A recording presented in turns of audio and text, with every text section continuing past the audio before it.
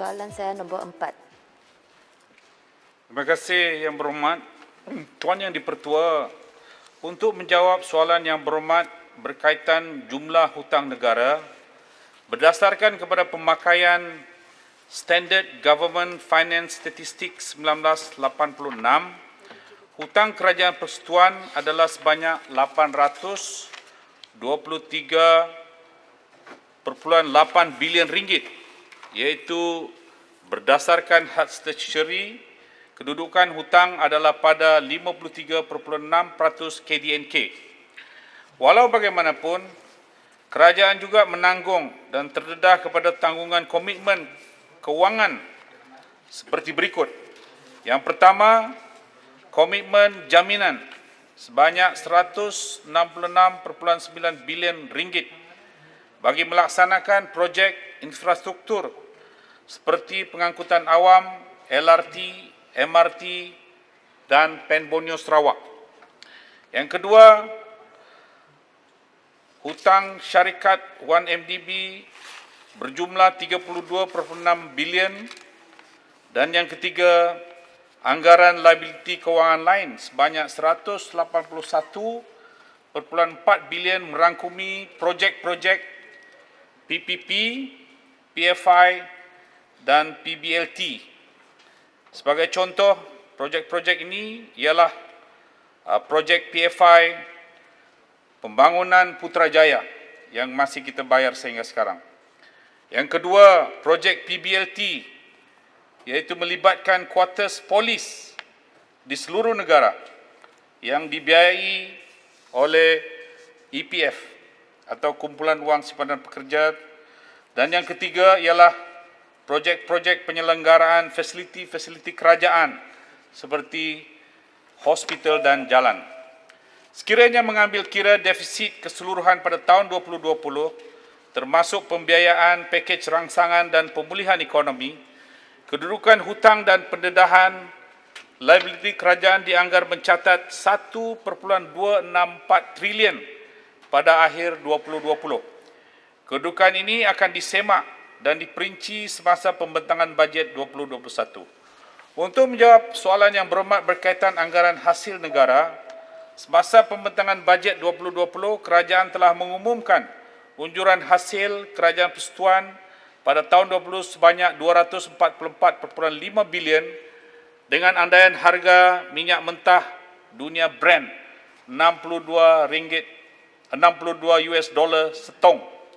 Namun, krisis pandemik COVID-19 dan ketidaktentuan harga komoditi telah memberi impak yang besar kepada kedudukan kewangan kerajaan, dan berdasarkan situasi semasa, anggaran hasil dijangka akan mengalami pengurangan, iaitu berikutan harga terkini minyak mentah dunia yang masih rendah, iaitu 41 US dollar setong.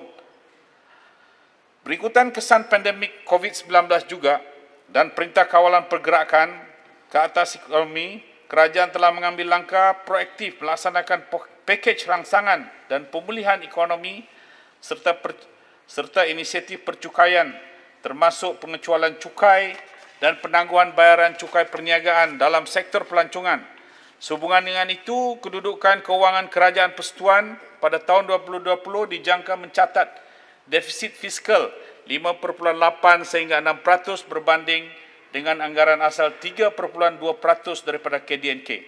Perincian anggaran hasil Kerajaan Persekutuan yang disemak semula akan dibentangkan sekali lagi dalam anggaran kedudukan kewangan tahun 2021 dalam Belanjawan 2021 yang akan dijadualkan dibentangkan pada 6 November 2020 dengan mengambil kira kedudukan ekonomi semasa. Tuan Yang Dipertua, ahli yang berhormat juga ada membangkitkan tentang langkah-langkah pemulihan ekonomi. Bagi tempoh jangka sederhana dan jangka panjang, kerajaan akan kembali melaksanakan konsolidasi fiskal dalam jangka masa sederhana dan inisiatif pengukuhan kedudukan fiskal kerajaan, termasuk mengukuhkan pentadbiran dan pematuhan cukai serta peningkatan kecekapan perbelanjaan. Dalam usaha memastikan paras hutang dan pendedahan liability kewangan persekutuan, kekal terkawal dan terurus, kerajaan akan melaksanakan langkah konsolidasi fiskal secara berperingkat apabila persekitaran ekonomi kembali pulih bagi mengurangkan keperluan pinjaman. Terima kasih. Soalan tambahan pertama. Terima kasih Timbalan Menteri.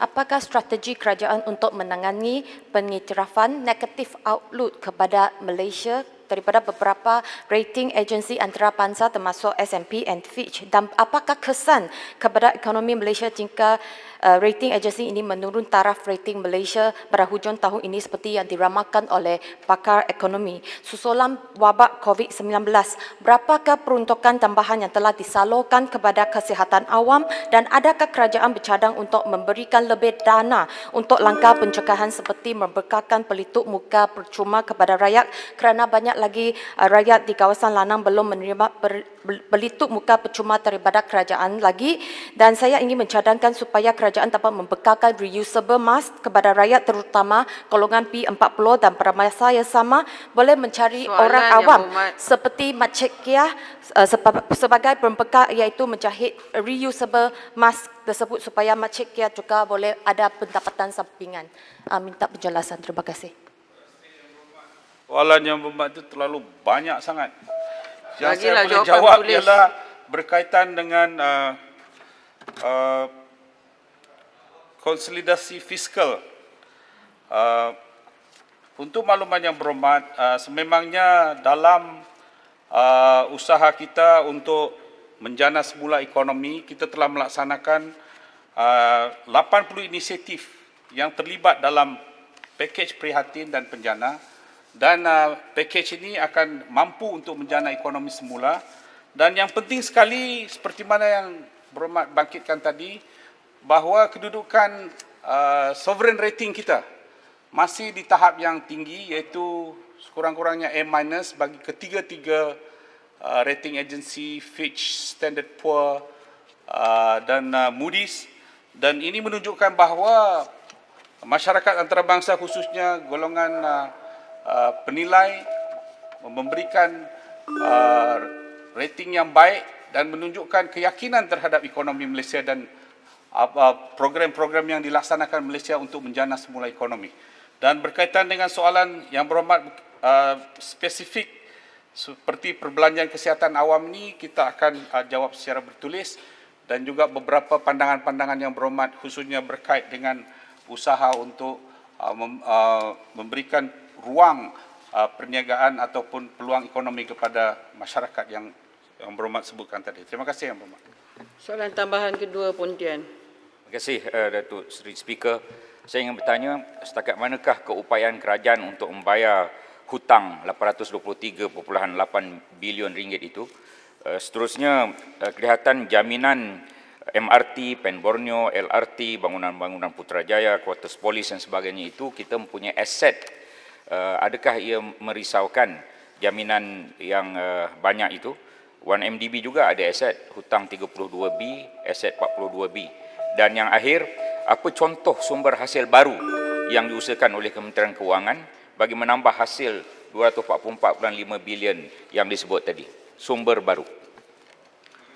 Silakan. Terima kasih yang berhormat. Berkaitan dengan apa yang berhormat bangkitkan tadi di peringkat awal berkaitan dengan kemampuan kerajaan untuk membayar hutang-hutang, seperti mana yang saya selalu kita jelaskan di sini bahawa disiplin fiskal kita adalah berada di tahap yang tinggi kerana kita memastikan kita ada statutory limit dalam hutang-hutang kita, iaitu tidak melebihi daripada 55%, walaupun kita akan berusaha untuk menambahnya sehingga 60% dalam masa terdekat ini. Dan kita juga telah menetapkan debt service ratio kita di tahap 15% daripada KDNK. Dan seperti mana yang kita sedia maklum bahawa kerajaan sentiasa mengamalkan dasar berhemah untuk membayar, untuk memastikan bahawa pengurusan keuangan negara kita di tahap yang baik. Berkaitan dengan soalan yang berhormat sumber-sumber baru, memang kerajaan telah mengambil beberapa langkah-langkah tertentu untuk menambahkan sumber pendapatan kerajaan, dan dalam masa yang sama mengurangkan perbelanjaan kerajaan, khususnya penjimatan-penjimatan yang boleh dibuat, dan ini akan dapat dilakukan apabila krisis pandemik ini dapat kita selesaikan, dan kita berharap dengan usaha-usaha yang selanjutnya kita akan dapat meningkatkan ekonomi kita. Itu tidak ada masalah yang berhormat kerana fundamental ekonomi negara kita adalah di tahap yang begitu baik dan tinggi sekali. Terima kasih.